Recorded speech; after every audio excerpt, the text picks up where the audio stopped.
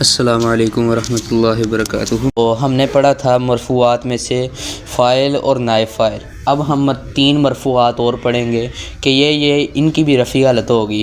ان میں سے ایک ہے مبتدا، دوسرا ہے خبر، تیسرا ہے حروف مشبہ بالفعل کی خبر۔ اب ہم یہ ساری وضاحت پڑھیں گے۔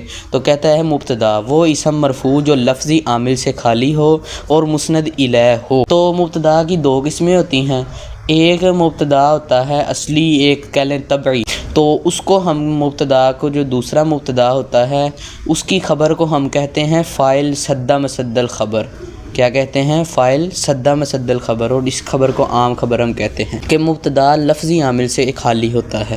تو تمام جو اسماء ہیں ان سب پر لفظی عامل ہوتے ہیں، صرف 2 جو چیزیں ہیں ان پر لفظی عامل نہیں ہوتے، باقی سب پر لفظی عامل ہوتے ہیں اور لفظوں میں عمل کرتے ہیں اور ان پر عمل ہوتا ہے۔ باقی سب 2 ہیں جن پر لفظی عامل نہیں ہوتے، معنوی عامل ہوتے ہیں، پوشیدہ لفظوں میں موجود نہیں ہوتے۔ تو وہ 2 چیزیں ہیں، ایک ہے مبتدا اور دوسری ہے فعل مضارع جب نواصب و جوازم سے خالی ہو۔ جیسے ہم پڑھتے ہیں زید قائم۔ اب زید سے پیچھے کوئی لفظ نہیں ہے جو زید کو پیش دے رہا ہے، مگر ہم زید پڑھ رہے ہیں، تو یہ مبتدا جو ہے لفظی عامل سے خالی ہے، اس کے اندر معنوی عامل ہے اور وہ ہے اس کا پہلے آنا۔ اس کا پہلے آنا ہی اس کا عامل ہے، مگر ہمیں یہ لفظوں میں چیز نظر نہیں آ رہی۔ تو جیسے ہم پڑھتے ہیں جاء زید، اب جاء پیچھے فعل ہے، زید فاعل ہے، تو جاء عامل ہوا۔ اسی طرح بزید، اب یہاں پر با عامل ہے، لفظوں میں نظر آ رہے ہیں، مگر یہاں پر زید قائم اگر ہم پڑھتے ہیں تو یہاں پر ہمیں کوئی لفظوں میں عامل نظر نہیں آ رہا جو اس کو آ کر پیش دے رہا ہے۔ تو اس وجہ سے یہ کہہ رہا ہے کہ لفظی عامل سے خالی ہوتا ہے۔ اور اسی طرح یضربو، اب یضربو ہم پڑھ رہے ہیں، اسے پیچھے ہمیں کوئی لفظ نظر نہیں آ رہا، تو اس پر بھی ہم پیش پڑھ رہے ہیں، اور اس کے پیش پڑھنے کی وجہ یہ ہے کہ اس کے اندر نواصب و جوازم سے وہ خالی ہے، ناصب اور جازم کوئی عامل نہیں ہے، تو یہ خالی ہونا ہی اس کا عامل ہے۔ یہ 2 معنوی عامل ہیں نحو کے اندر، عربی زبان کے اندر، اور کوئی معنوی عامل نہیں ہوتے، تو باقی سارے لفظی ہوتے ہیں۔ تو کہتا ہے مبتدا معنوی عامل ہوتا ہے، اس کے اندر لفظی عامل سے خالی ہوتا ہے اور مسند الیہ ہوتا ہے، ٹھیک ہے۔ مبتدا جو ہوتا ہے وہ مسند الیہ ہوتا ہے اور خبر جو ہوتی ہے وہ مسند ہوتی ہے، یا پھر ایسی صفت ہو جو حرف نفی یا حمزہ استفہام کے بعد واقع ہو کر اسم ظاہر کو رفع دے، ٹھیک ہے۔ تو یہ جو دوسرا مبتدا ہے یہ اس کی تعریف کر رہا ہے، یہ صفت کا صیغہ ہوتا ہے اور اپنے معمول کو پیش دیتا ہے، صفت کا صیغہ اپنے معمول کو پیش دیتا ہے، اور اس سے پہلے حرف نفی یا حرف استفہام ہونا شرط ہے۔ تو یہ جب شرطیں اس کے اندر پوری ہوں گی تو وہ ہوگا مبتدا، اور اس کی خبر کو ہم کہیں گے فاعل سدہ مسد الخبر، ایسی فاعل جو خبر کی جگہ پر آئی ہے۔ ان سب کی تعریفیں بتا دیں اس نے، آگے جا کے وہ مثالوں سے ہمیں سمجھائے گا۔ کہتا ہے خبر وہ اسم مرفوع جس کے ذریعے مبتدا کے متعلق خبر دی جاتی ہے، یہ اسم مسند ہوتا ہے، یہ اسم مسند ہوتا ہے۔ تو خبر کی بھی 2 قسمیں ہو گئیں، مبتدا کی بھی 2 قسمیں ہو گئیں، تو جو عام مبتدا ہے اور ایک مبتدا جو ہے وہ صیغہ صفت ہوتا ہے۔ اسی طرح خبر بھی ایک عام ہوتی ہے جو عام مبتدا کی خبر ہوتی ہے، اور جو صیغہ صفت کی خبر ہوتی ہے اس کو ہم فاعل سدہ مسد الخبر کہتے ہیں۔ تو یہ ایک علیحدہ ٹاپک ہے۔ تو کہتا ہے وہ اسم مرفوع جس کے ذریعے مبتدا کے متعلق خبر دی جاتی ہے، یہ اسم مسند ہوتا ہے۔ مثال الطالب مجتہد، طالب علم محنتی ہے۔ اما قائم الزیدانی، آ پڑھ لو یا ما پڑھ لو، قائم الزیدانی۔ اب یہاں پر پہلا جو ہے وہ عام مبتدا ہے الطالب، اور دوسرا جو ہے قائم، یہ صیغہ صفت ہے اور اپنے معمول کو رفع دے رہا ہے زیدان کو، تو زیدان کی رفعی حالت ہے اس وجہ سے کیونکہ یہ قائم مبتدا ہے اور زیدان خبر ہے فاعل سدہ مسد الخبر والی، ٹھیک ہے۔ تو یہ مبتدا کی اس نے دونوں مثالیں دے دی کہ مبتدا کی 2 قسمیں ہوتی ہیں، اسی طرح پھر خبر کی بھی 2 قسمیں ہو گئیں، ایک عام خبر اور ایک خبر فاعل سدہ مسد الخبر۔ کہتا ہے وضاحت پہلی مثال میں الطالب مرفوع اور مسند الیہ ہے، تو اس نے پہلے بتایا مبتدا مسند الیہ ہوتا ہے، اور خبر کیونکہ مجتہد ان کی نسبت اس کی طرف کی گئی ہے اور اس سے پہلے کوئی لفظی عامل بھی موجود نہیں ہے، تو وہ تعریف فٹ کر رہا ہے کہ خبر کی نسبت مبتدا کی طرف ہوگی وہ مسند ہوگا، اور اس سے پہلے کوئی لفظی عامل بھی موجود نہ ہو تو وہ مبتدا ہوتا ہے، اس لیے یہ مبتدا ہے۔ مجتہد مرفوع ہے اور مسند ہے کیونکہ اس کی نسبت کی گئی ہے، اس لیے یہ خبر ہے۔ تو سادہ سی اس نے بات بتا دی کہ جس کی طرف نسبت ہو وہ مسند الیہ اور جس کی نسبت ہو وہ مسند ہوتا ہے۔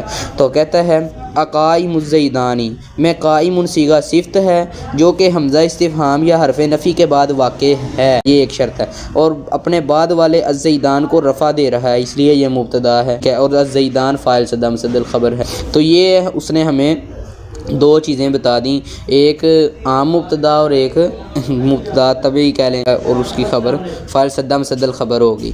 آگے کہتا ہے حروف مشبہ بالفعل کی خبر، تو دو اس نے ہمیں بتا دیے۔ ایک اور چیز سمجھ لیں، تو مبتدا اور خبر کے عامل کے بارے میں نا نحویوں کا اختلاف ہے۔ نحوی کہتے ہیں کہ مبتدا کا عامل کون ہے، خبر کا عامل کون ہے۔ مبتدا کا کچھ کہتے ہیں کہ مبتدا کا عامل بھی معنوی ہے اور خبر کا عامل بھی معنوی ہے، دونوں کا عامل معنوی ہے۔ کچھ کہتے ہیں کہ مبتدا کا عامل معنوی ہے اور خبر کا عامل مبتدا ہے، خبر کو پیش مبتدا نے دی ہے۔ اور کچھ کہتے ہیں کہ مبتدا اور خبر یہ دونوں ایک دوسرے کے عامل ہیں۔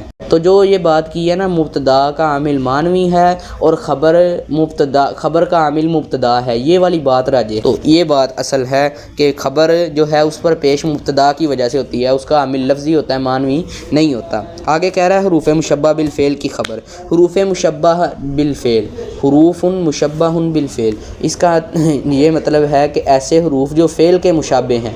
کس اعتبار سے؟ وہ آپ اعتبار سمجھ لیں کہ جس طرح فعل کا فاعل اور مفعول ہوتا ہے، اس کا اسم اور خبر ہوتا ہے، اس کی بھی تین چیزیں ہوتی ہیں اور یہ بھی اپنے اسم اور خبر پر عمل کرتا ہے، اس لیے اس کو کہتے ہیں کہ ہم حروف مشبہ بالفعل، یہ بھی اپنے جو بعد آنے والے ہیں ان پر عمل کرتے ہیں۔ تو یہ 6 ہوتے ہیں۔ اس کو انا و اخواتها بھی کہتے ہیں۔ کیا کہتے ہیں؟ انا و اخواتها، انا اور اس کی اخوات بہنیں، ٹھیک ہے۔ تو کہتا ہے انا انا کانا لیتا لکن لعل، یہ سارے جو ہیں یہ ترتیب وار سمجھائے گا۔ کہتا ہے عمل، یہ مبتدا خبر پر داخل ہوتے ہیں، مبتدا کو نصب اور خبر کو رفع دے دیتے ہیں۔ اب قاعدہ کیا ہے عام کے مبتدا مرفوع، خبر بھی مرفوع، دونوں مرفوع ہوتے ہیں، مگر جب انا پیچھے آ جائے، انا پیچھے آ جائے یا 6 میں سے کوئی آ جائے تو مبتدا کی کون سی حالت ہو جاتی ہے؟ نسبی، مبتدا کی رفعی حالت نہیں رہ جاتی، ٹھیک ہے۔ تو ان کو یہ جو حروف مشبہ بالفعل ہیں، افعال ناقصہ ہیں، ان سب کو ہم نواسخ جملہ کہتے ہیں۔